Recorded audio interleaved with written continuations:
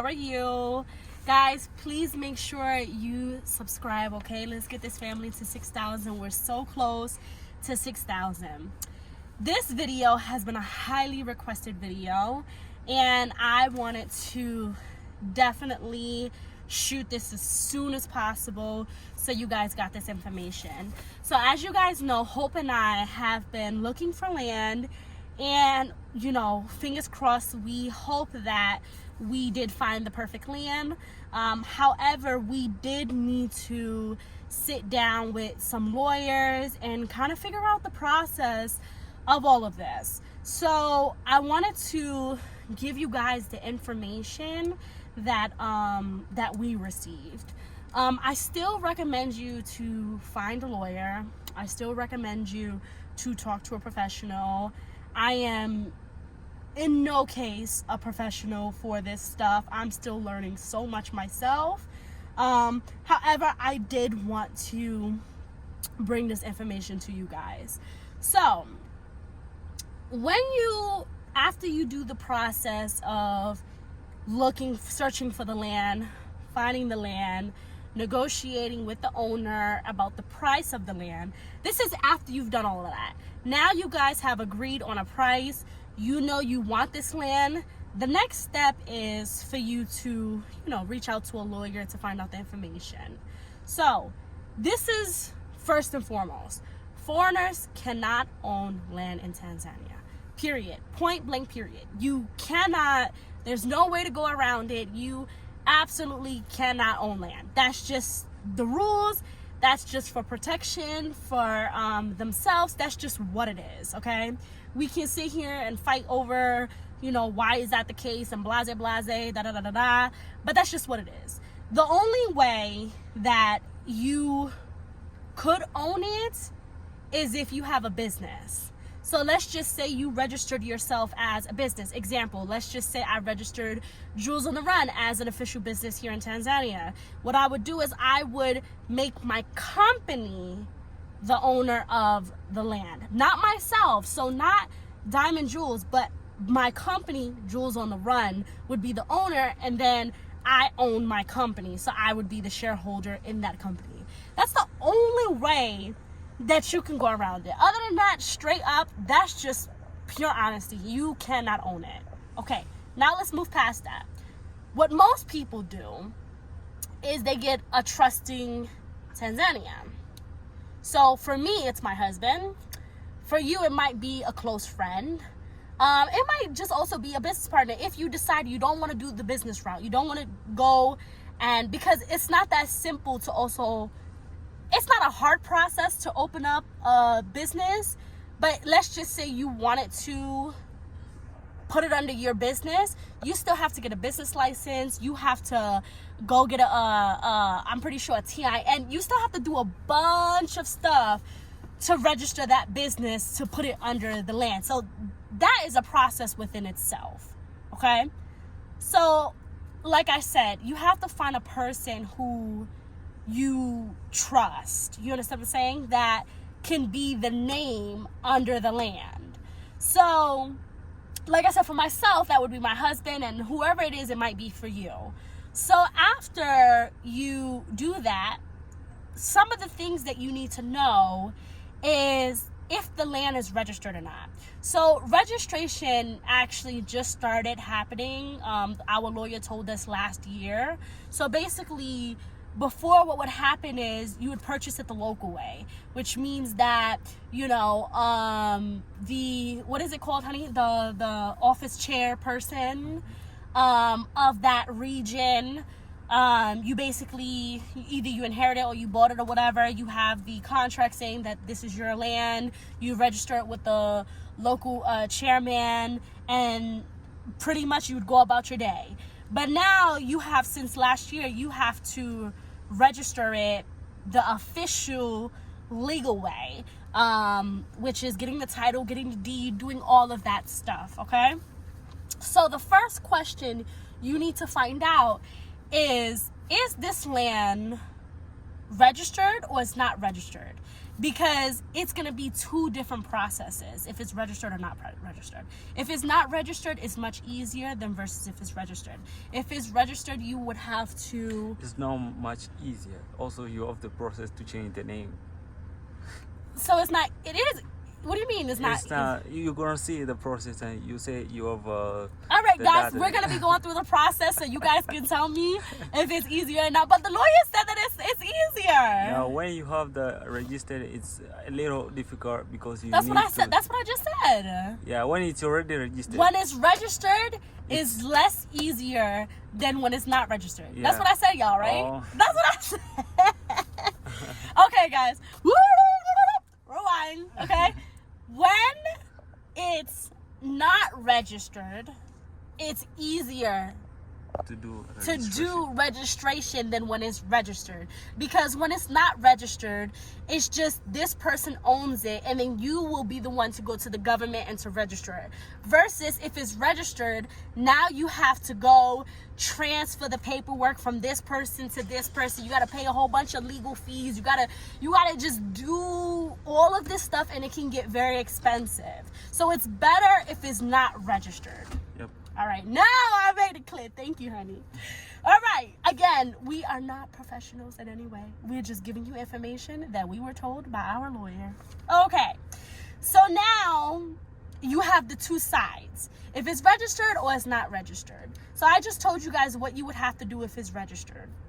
Now, if it's not registered, which is in our case, ours is not registered. What we need to do is we need to find out multiple things. We need to find out if the owner inherited it, if he bought it, if he if it's the family, if it's the family land, not particularly his land.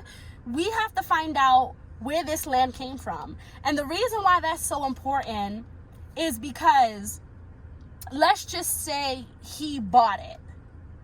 In Tanzania, the person who bought the land first is the owner. Okay? So let's just say, how can I break that down where it makes sense? So let's say Hope, right? He bought the land the first time, so he's the owner. But let's say he sold it to that guy, right? And then now that guy wants to sell it to me. Even though the second guy sold it to me, Hope is still the owner because he's the first owner. So what we need for me to be the owner is the contract between Hope and the second guy, and then the second guy to me. I need all of those contracts to prove that I am the owner. Otherwise, Hope can come back in 10 years and be like, oh, this is my land, da da da da da da da da da, and then now I gotta go to court and I gotta fight him, I gotta fight everybody. You know what I'm saying? So you need to make sure that you have those. You need to make sure that you have all of your stuff. So it's very important to investigate who the owner is. Now, let's just say the owner was he inherited it, which is our situation. Now you need to talk to the wife, you need to talk to the family, you need to talk to the neighbors, you need to talk to the schools. You need to make sure that this guy is legit and that he didn't sell this to 5 other people just to get the money and nobody really owns it. So that's the first step, is that you need to pretty much talk to everybody in the neighborhood to make sure that he's the one who actually owns it, and that in the contract you will have proof that you spoke to all of these people. The second thing that you need to do is you need to go to, is there an official name for them, the local chairman? Official name like what? Do they have like an official name? That's the chairman. Okay, well, chairman. Okay, so then you need to go to the village chairman and get all of the history paperwork. That doesn't lie.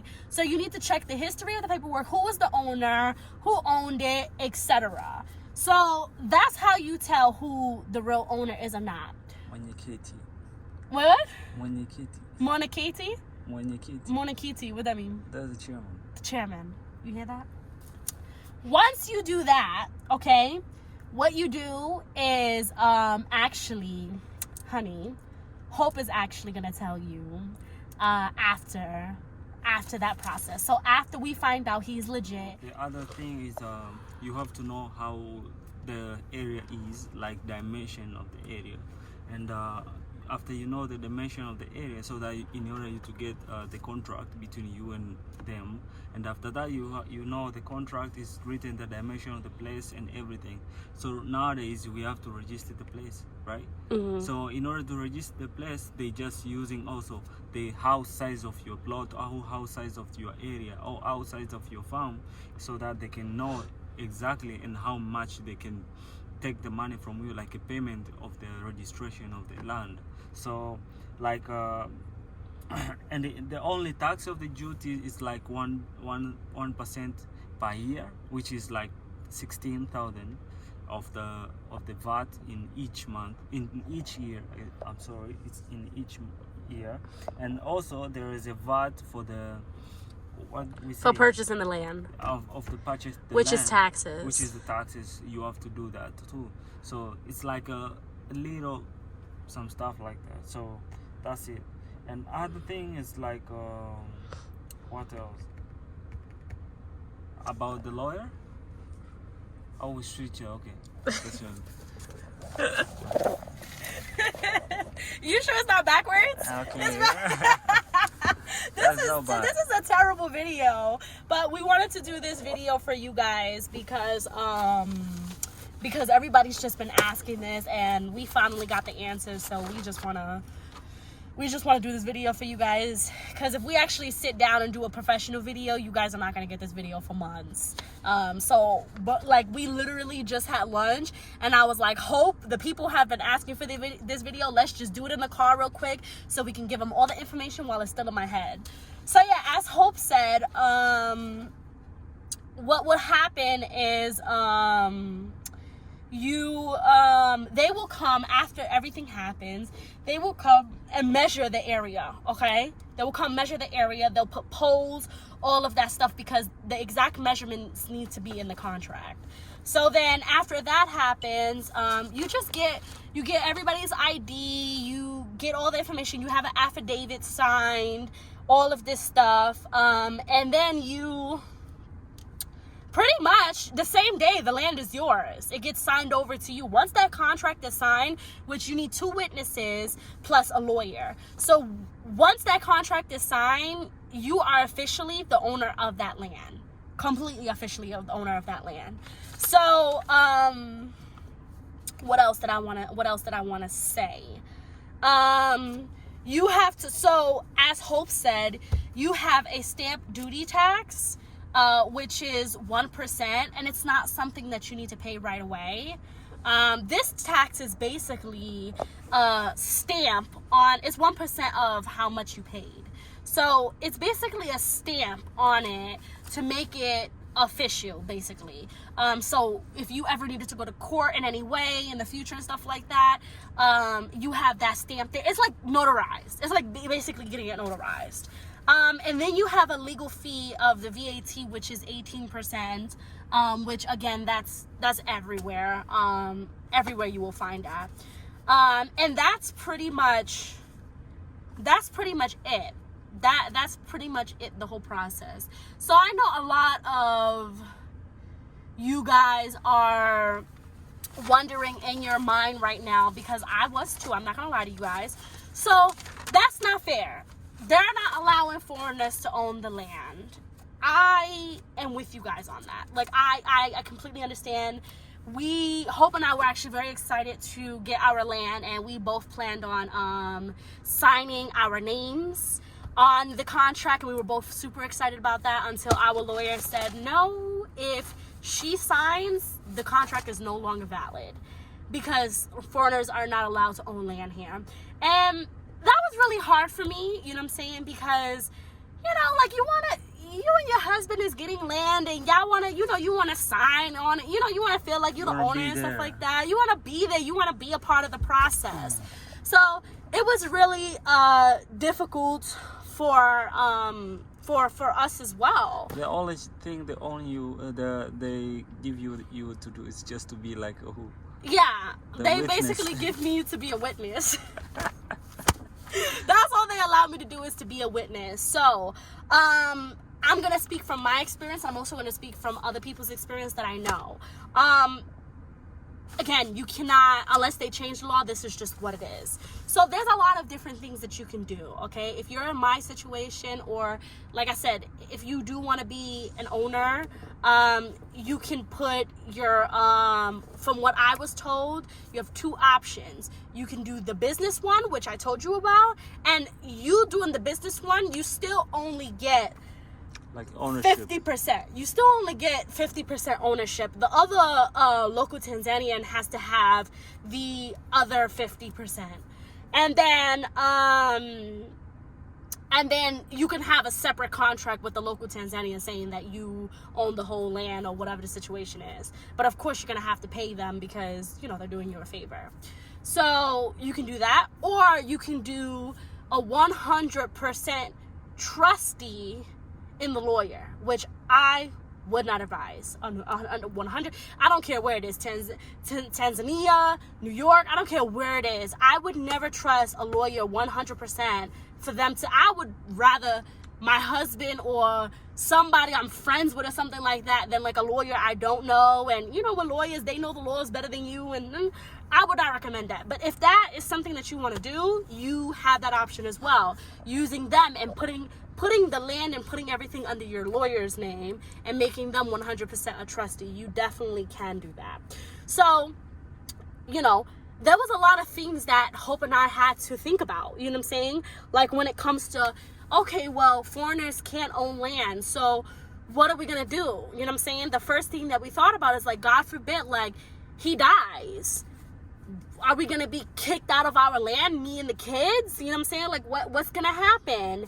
And we did sit down with another lawyer and spoke to him, and it did make us feel better, because I'm gonna just tell you right now, automatically, if let's say you're married to a Tanzanian and everything is under his name, or if she's a woman, everything is under her name, and if they pass away, it goes to their family. It does not go to the foreign person who's a wife or a husband. So you need to know that. That is, so I feel like a lot of my friends don't even know that. That is so freaking important, because God forbid your spouse dies, and then now here comes their family coming to take all your stuff. You're like, what about? And you have no say. Just because you're the wife or just because you're the husband, it don't mean nothing, because foreigners can't own land. So there's a few ways to go around this. I think the biggest way that a lot of our friends and stuff like that are doing is you put it under the child's name. That's simple. Why? Because the child will have a dual citizenship. So when Hope and I decide to have kids, it will be under the baby's name. And even so, my daughter right now, because Hope and I are married, my daughter is eligible for dual citizenship, even though he's not the legal father. But because I am legally married to him, she gets the perks of it. She gets the benefits. So if we wanted to, we can give her the dual citizenship, and then we can put the land under her name. Which means that if anything were to happen to my husband, it will go to my daughter. Because she has a dual citizenship, because she has a citizenship. So, you know, that put us at ease a little bit. Or he can put it under somebody else, which I would kill him. Or if he doesn't do anything, it would go to his family, and then his family can decide whether or not they're going to keep me on the land or not, which we ain't playing that. We ain't doing that. You know what I'm saying? We definitely going to put it under the children. And I think what's another, I don't think there's not another way to do it. Yeah, this is a very important video, because I feel like in every video that I post, I get a comment underneath saying, can I own land in Tanzania? Can I own? No, you cannot. If you, somebody else said to me, if I had citizenship, can I own land? Yes. Exactly. Yes, you can. If you decide to get a Tanzanian citizenship here, you can own land because you are a citizen now. In order for you to get a citizenship here, you have to give up your U.S. passport or whatever country you're from. You have to give up that passport and solely be a citizen of Tanzania. Tanzania does not participate in dual citizenship unless it is a child. When it's a child, then the child gets dual citizenship until the child turns 18, and then they can decide if you want to be American or do you want to be Tanzania, or which passport you want. You're gonna be both and by blood. That's another video where I talk about the other very rare situations where they allow dual citizenship. But for most average folks like me and you ain't getting it. You just ain't. It don't matter if you're married. It don't matter. You're not getting it. Actually, it does matter if you're married, because if you're married, you can get a citizenship, but you have to give up your U.S. passport, which at this point right now, I'm not willing to give up my U.S. passport, because I think that there is a lot of benefits of having your U.S. passport. So that's not happening right now. But I hope this video was useful. I do. I hope it was useful. I hope it answered a lot of your questions. If you have more questions, please book a 101 session with me, okay? It's only $40, and I will sit there and talk your ear off and tell you guys what you want to hear. When you have questions about, oh, I want to know about this, oh, I want to know about this land, I want to know, I want an apartment, or I want to know about this area, I will answer all of your questions. You can either call me, you can put me on Zoom, we can do whatever you want. Book a session, okay? Cashapp, Kiwelu, okay? Or you could Cashapp me jewelsOntheRun as well, but I prefer if you do the Kiwelu one. Yeah, guys, so let's get this family to 6,000. I will see you guys later. When we do the process, if they allow us to record, I would like us to record the whole process. We're actually going to start the process today. Today, we are going to go harass the neighbors. We are about to... Honey! Karibu! Come in. So we're about to go harass the neighbors and find out what this guy really is about. So we'll see you guys later. We love you. Thank you so much for subscribing. Stay in the family. And if there are other topics that you want to know about, comment below. Bye.